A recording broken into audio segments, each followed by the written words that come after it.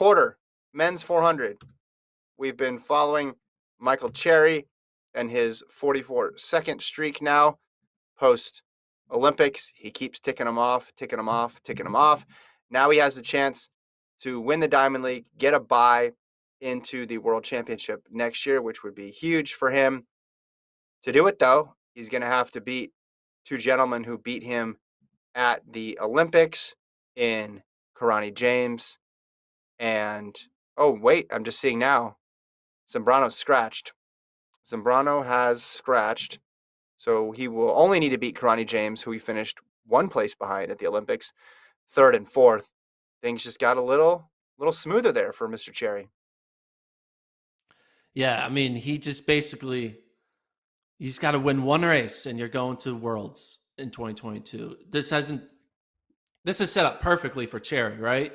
You know, the way the field has played out, there's only one medalist in the field. He's staying consistent. He's kind of on a hot streak, so he's not burnt out yet. He can still handle running 44 seconds. Clearly, he's done it 13 times in a row.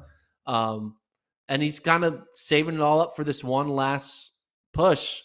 And it will be pretty incredible for, the U.S. to have everything, if he does win, have a bye in the 1, the 2, the 4, the 8, and the 110 hurdles. I was hoping that Rai Benjamin would also try to go for the Diamond League bye, but decided to shut down the season. Obviously, that would have been harder because Carson Wilhelm looks like he's never going to scratch an opportunity to win a notable race. Yeah. But if Carson Wilhelm, for some reason, was like, I'm done, I just broke the world record by an incredible amount, I don't need to run a Diamond League final, then Benjamin could have snuck in and got a bye. But it is what it is. And Michael Cherry, I mean, if you're a 400-meter runner out there, you're cheering hard for Cherry and Vernon Norwood for that matter, he's in this race, because having an extra spot open up on the track to qualify for a world championship is always beneficial. 1-1, the two, Cherry and James this year.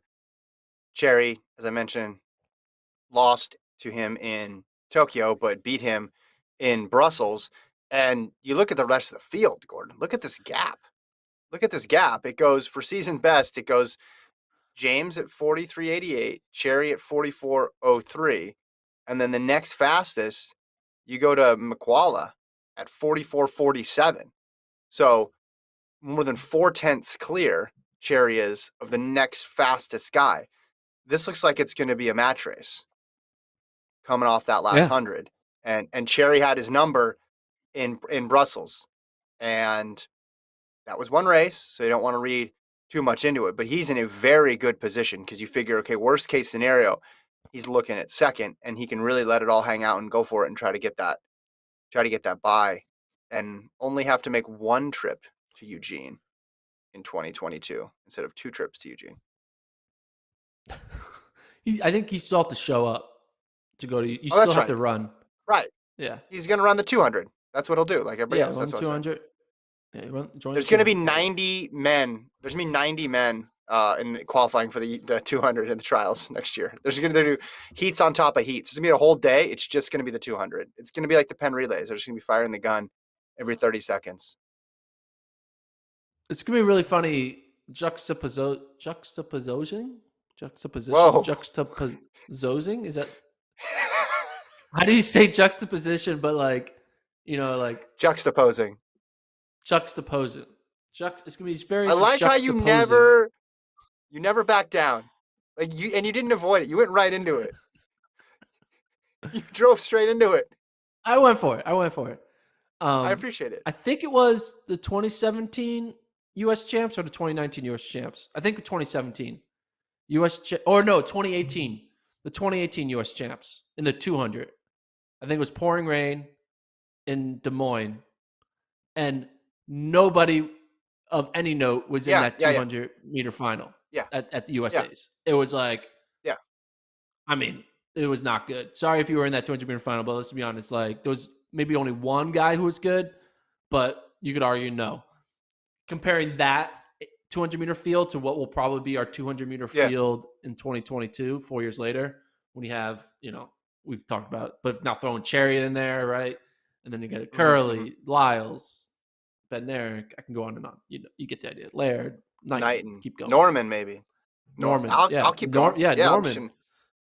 Christian Coleman, no maybe he's like, hey, I'm Christian gonna Coleman. kill Put him Pivy. in there. Yeah, put Yeah, him in there. sign me up. Everyone's joined the I party. remember. I remember that you're talking about 2018, right? With the rain, Yeah, because Norman was entered, but then he left. And then I remember, I think Amir Webb won, and then I asked him afterwards. This is back when we used to be able to go to mix zones and stuff. And I said, "What did you think when Norman scratched?" And he said, "Well, just got a lot easier." Like, yep, that's yep, hundred it percent did. accurate. Because usually they don't say that. Usually they're not as forthcoming with that. They'll say, "Oh, I wasn't even paying attention to what anybody else was doing. I was just running in my lane." He's like, "Nope, got easier. Yep. Thank you for But scratching." 2022, it's gonna be pretty hard. So yeah, Cherry, this is your spot.